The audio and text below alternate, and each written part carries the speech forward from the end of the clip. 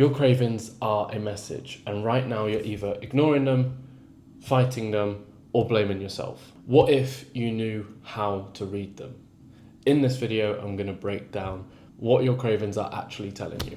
Hello, I'm Charlie, and I'm the co-founder of Potential Coaching, and over the past 3 years, we have helped transform over 500 people's lives.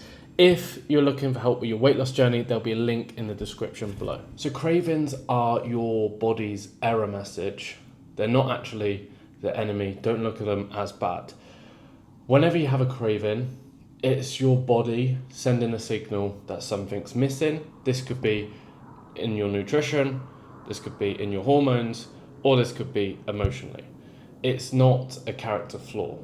And your body's actually really smart. It's going to be using these cravings to send signals to you to prompt you to work on whatever it's craving, whatever it needs, whatever it's deficient in. And when it comes to fighting your cravings, it's like if you don't understand why these are occurring and what's the main reason for it, it's like turning on a fire alarm instead of actually trying to find the fire. When you have sugar cravings, this can come down to 3 things. The first one, your blood sugar could have crashed. This could be from undereating, or this could be from skipping meals. And it's your body wanting that quick fix. So it's going to crave that sugar so you can fix it pretty quickly. The second could be you're sleep deprived.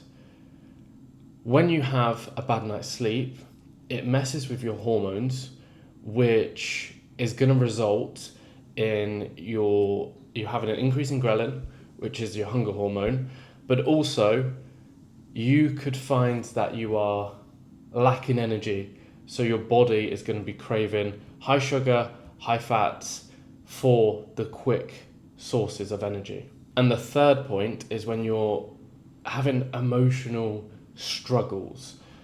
Your brain will associate sugar with dopamine, and it will use food as a shortcut for making you feel better.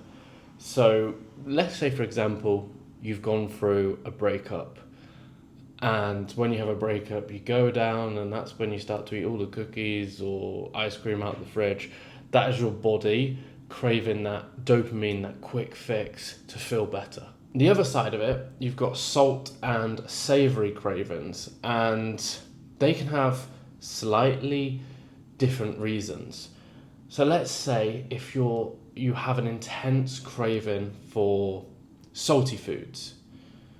Now, this can be a sign that you're fatigued or stressed, and your body is burning through your electrolyte stores quickly. So you start to have this craving for salty foods so you can help replace some electrolytes. You can have cravings for crunchy, savory foods, which is often linked to tension or frustration.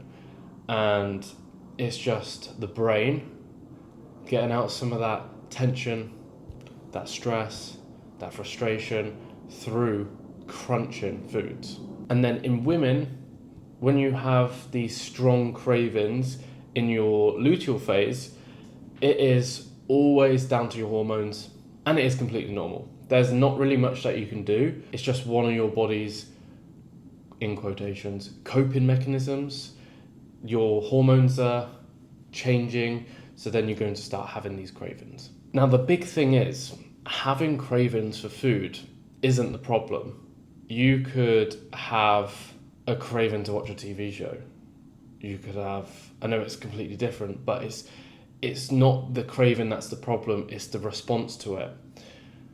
So if you're restricting super hard and you have these cravings, it will lead to a binge because you're going to be overwhelmed and your brain's going to want what it can't have, and it's just going to go through that cycle. And there's only so far that willpower will take you. And what you want to do to navigate cravings is, rather than completely restricting, is allow small intentional amounts, because having a controlled increase in your calories is a much better approach than having a full-on binge that could put you 2,000 to 3,000 calories above maintenance and out of your deficit.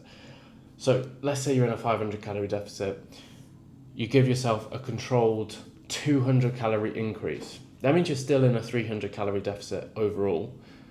It's not a bad thing. You still could lose 0.2 to 0.3 kg of body fat that week if you did that across the whole week.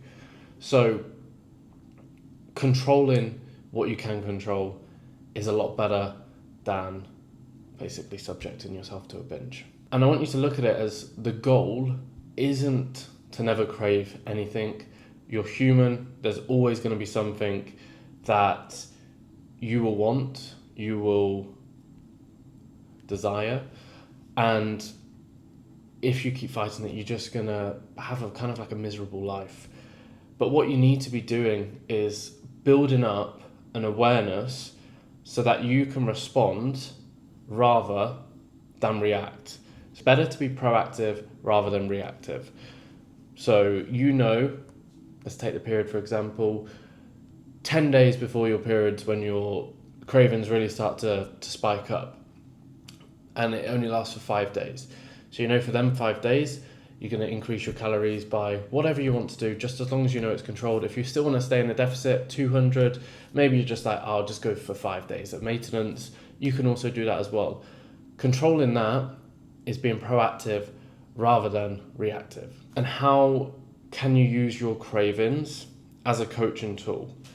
What you need to do is have kind of like a cravings log. Time of day that you're craving, what you wanted, what was happening emotionally.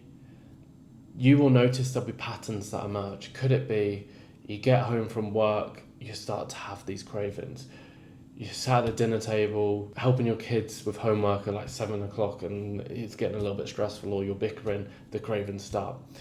You can keep notes of this and you can start to learn from them in the long run. You can also use cravings as a check-in. You can look at things as, when did you last eat? What was in your last meal? How much protein have you had today? Or how much protein was in your last meal? What was your sleep like? How's your stress been? All of these things will impact cravings throughout the day, and it's something that you can start to learn on and understand that if at lunch you only have a can of tomato soup, by 3 o'clock you're really hungry and your cravings pick up. You can then change what lunch is or add something to the lunch if you still want that tomato soup, but you need to add a little bit more protein. You can then adapt. And from everyone that I've coached, the biggest takeaway that I can give you is people that stop fighting their cravings and learn how to handle them are the people that will lose weight and keep that weight off for life. If you like this video, please make sure you like and subscribe. I'm going to be posting 2 YouTube videos every single week to help you with your weight loss journey.